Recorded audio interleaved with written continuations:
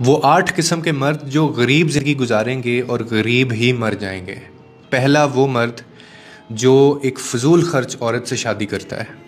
ایسی عورت جو شوہر کے مال کی حفاظت نہیں کرتی اور وہ خرچ کرتے ہوئے سوچتی نہیں ہے اور خرچ کرتے ہوئے اس کے دل میں کوئی درد محسوس نہیں ہوتا اور وہ اڑاتی چلی جاتی ہے، اس کا جو مرد ہوگا وہ آخر کار غریب بن جائے گا، وہ غریب مرے گا۔ اور دوسرا وہ مرد جو نشے کے اندر مبتلا ہو، چاہے وہ نشہ مصنوعات کا ہو، سگریٹ کا ہو، شراب کا ہو، لڑکی کا ہو، پیسے کا نشہ ہو، پہننے کا نشہ ہو، یا وہ کسی اور چیز کا نشہ ہو۔ یہ لوگ روزانہ اپنی کمائی کو آگ میں جھونکیں گے اور آخر میں جو بچے گا نا وہ اپنی بیماریوں کے اوپر پھر یہ خرچ کرتے ہیں، اپنی دوائیوں کے اوپر یہ خرچ کرتے ہیں۔ ایسے مرد کی بیوی اور بچے سب سے زیادہ تکلیف میں ہوں گے، تو کبھی زندگی میں کسی نشے میں مبتلا مت ہوں۔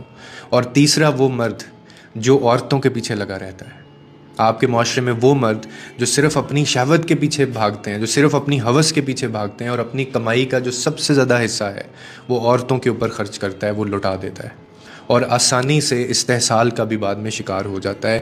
میں آپ کو بتاؤں کہ ایسے شخص جو ہوتا ہے اس کی پیٹھ پیچھے ایک بیوی بھی ہوتی ہے جو ہزار غم اور مایوسی کا سامنا کر رہی ہوتی ہے، اور چوتھا وہ مرد اپنی بیوی کے اوپر ظلم کرتا ہے اور مذہب کا آسرا لیتا ہے کہ میرا یہ حق ہے۔ ایسے مرد کا جو انجام ہے نا وہ کبھی اچھا نہیں ہوتا زندگی میں۔ پیسہ اس کے پاس بہت ہوگا لیکن اس کے کام نہیں آئے گا۔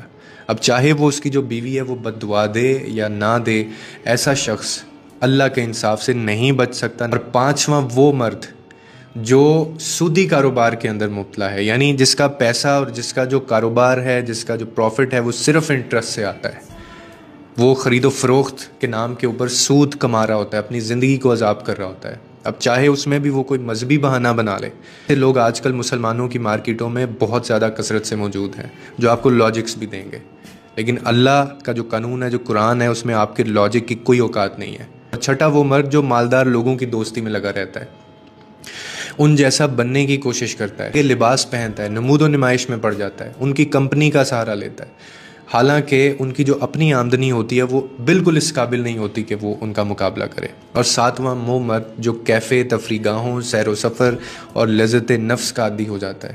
ایسے مرد کی کمائی جو ہے وہ بھی آخر کار ضائع ہو جاتی ہے اور اپنے ہی اوپر لگتی ہے، لیکن دوائیوں اور بیماریوں کی صورت میں۔ اور آٹھواں وہ شخص، وہ مرد سب سے اہم، جو اپنے ماں باپ کا نافرمان ہوتا ہے اور ان کو الگ کر دیتا ہے۔ ایسا شخص نہ دنیا میں کامیاب ہوتا ہے، نہ ہی اس کو آخرت میں کوئی کامیابی نصیب ہوتی ہے۔ اور یہ وہ لوگ ہیں جو آخر کار غریبوں کی طرح زندگی گزاریں گے ایک ٹائم میں۔